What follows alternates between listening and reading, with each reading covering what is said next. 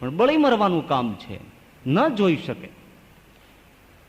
ચિત્રકૂટમાં રામ સીતા બેઠા છે, લક્ષ્મણજી ફળ ફૂલ લેવા ગયા છે, અને રામ સીતા એકલા પડ્યા છે.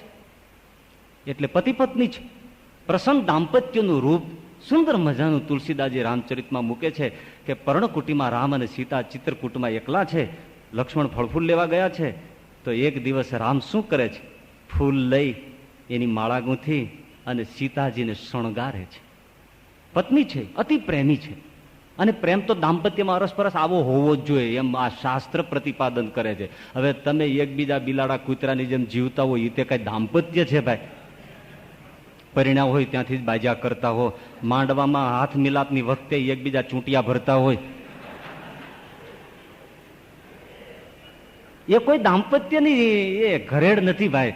અને આ પ્રસન્ન છે દાંપત્ય, અતિશય પ્રીતમાં છે રામ અને સીતા. તો રામ આજે સીતાને શણગારે છે, એને વેણીમાં ફૂલ લગાડે છે, એના ગળામાં હાર પહેરાવે છે, એને કર્ણ ફૂલ લટકાવે છે, અને રામ અને સીતા એકદમ ઓતપ્રોત થઈ અને દાંપત્યનું મધુ માધુર્ય પાન કરે છે.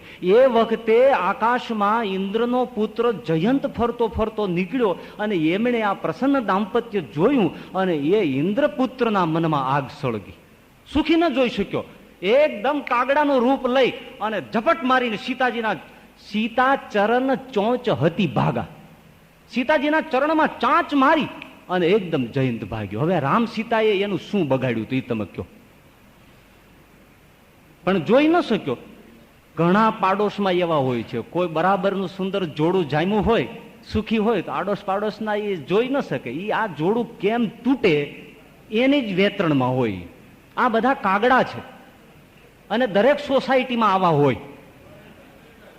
કોઈનું સરખું ન આવવા દેવું એવું જ એ જીવતા હોય છે. એ કાગડા છે, ન સુખી આવવા દે. અરે જુઓ ને, તમારા કોઈ કુટુંબમાં 3 દીકરા હોય ને ત્રણેય વર્યા પરિણ્યા હોય ને ત્રણેયને ઘેરે વહુબા આવી જાય અને પછી એમાં એકાદ વહુ રૂપ ગુણ શીલ આવડત કૌશલ્યની દ્રષ્ટિએ જરા ઊંચી હોય, ખાનદાન કુળ કુટુંબ હોય, ધનવાન હોય, અને પછી જોવો એ નણંદ ને એ સાસુ ને દેરાણી જેઠાણી જે થતા હોય એના મનમાં જે બળતરા થાય. આહા, એ જેઠાણી સવારનો પોર હોય પણ એવી આમ ક્રૂર દ્રષ્ટિથી જોવે, નજરથી જોવે, જેને શિવજીએ તીસર નયન શિવ ઉઘારા, શિવજીએ 3જું નેત્ર ખોલ્યું તો કામદેવને બાળવા, એવી ક્રૂર દ્રષ્ટિથી પેલી વહુને જુએ.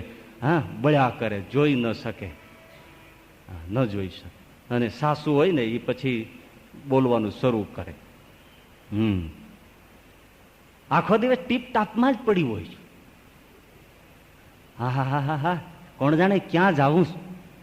અમને એમ હતું કે અમને કામમાં મદદ કરાવશે, પણ અમારા તો કામ કરી કરીને હાથ પગ ભાંગી ગયા, અને વહુબા તો બસ આ લટક પટકમાં જ પીડ્યા છે.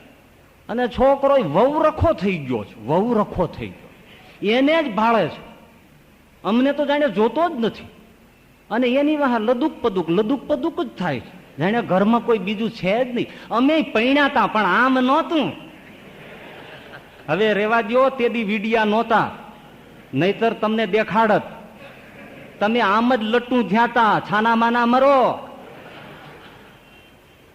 પણ ઈર્ષા છે.